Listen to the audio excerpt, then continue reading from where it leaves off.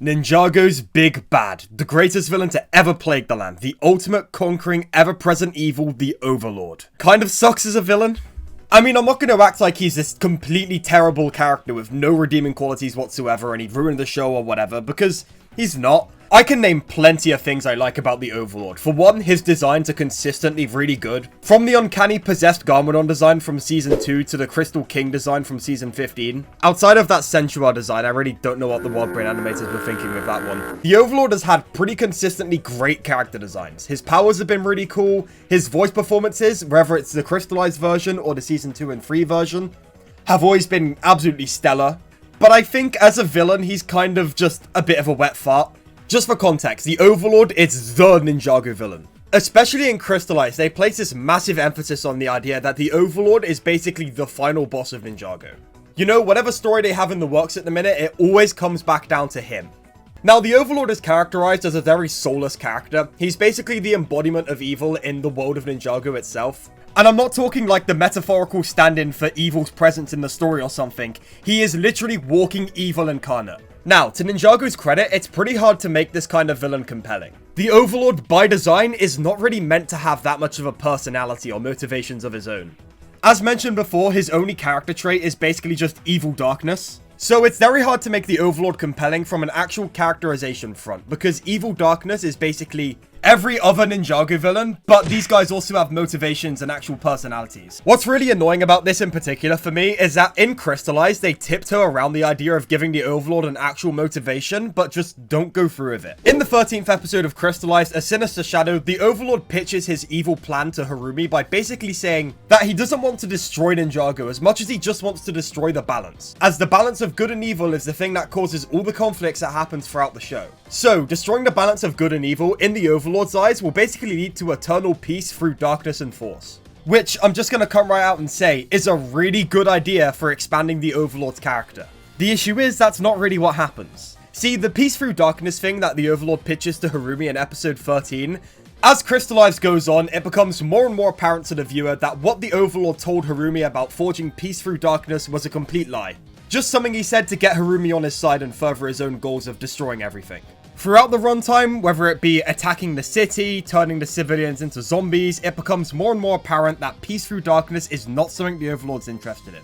The Overlord is interested in the same thing he's always been interested in, destruction.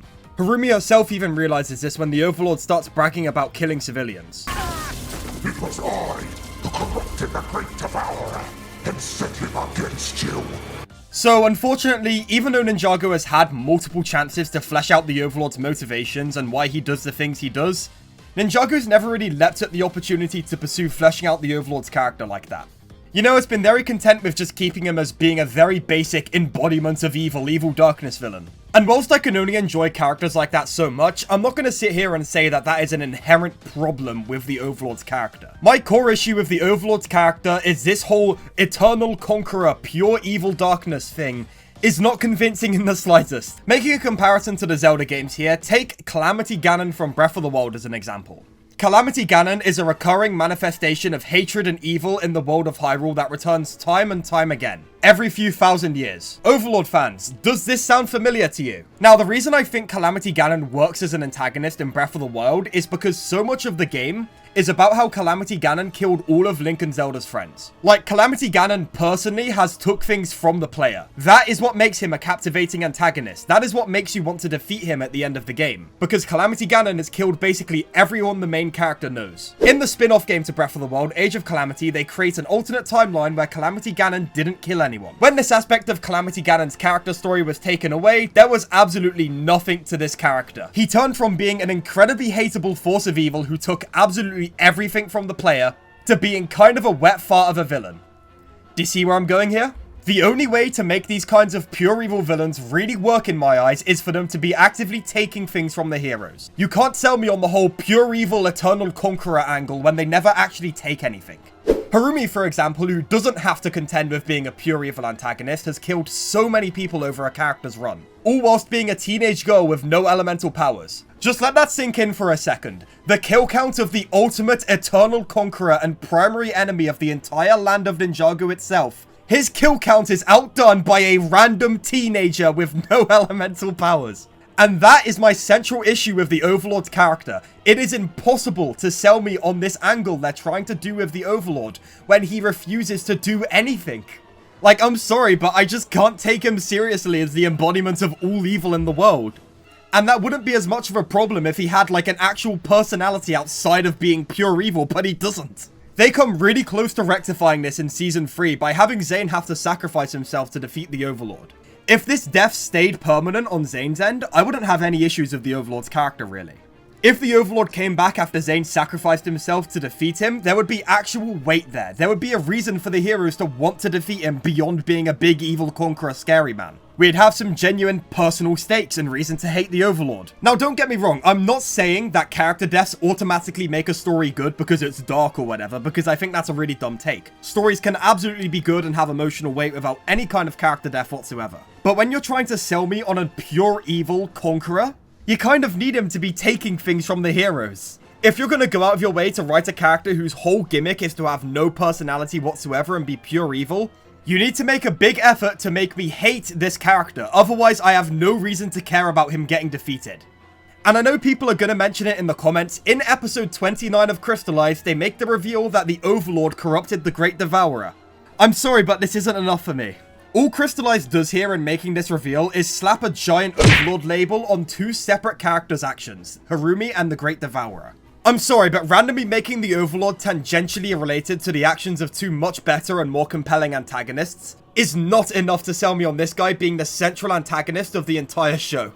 Especially when this is done so late into the runtime of the season, being revealed in the second to last episode of the season, literal minutes before Lloyd would obliterate him. To me, and it's completely okay to disagree with this reveal is just too little too late in terms of making the Overlord convincing. So, in conclusion, the primary reason the Overlord doesn't work as an antagonist for me is that he doesn't do anything to justify his existence. He has basically no personality or motivations or anything that sets him apart as a unique villain to speak of just beyond, I am evil, I am darkness. Which wouldn't be the end of the world if his actions in the storyline were enough to justify that title of being the ultimate evil. If he had done enough to justify outright hatred from the viewer, making them want to see the ninja defeat the Overlord. The issue is, he doesn't justify hatred from the viewer. Because the Overlord is an absolute nothing character. There is nothing to this guy that is compelling to me. He's never done anything particularly that interesting. He doesn't have an interesting personality. The Overlord's only role in the story is basically being a vehicle for cool fight scenes to happen. Also, kind of unrelated here, but why are there so many weirdly close-up shots of the Overlord's face? But yeah, those are my thoughts on the Overlord. As always, be sure to let me know what you think of the Overlord in the comments. I'd love to see how my opinions differ to everyone else's. And as always, a massive thank you for watching this video all the way through, and especially a huge thank you to my members, whose names are listed on screen now. As always, I really hope you enjoyed this video, and hopefully I will see you in the next one. Goodbye for now.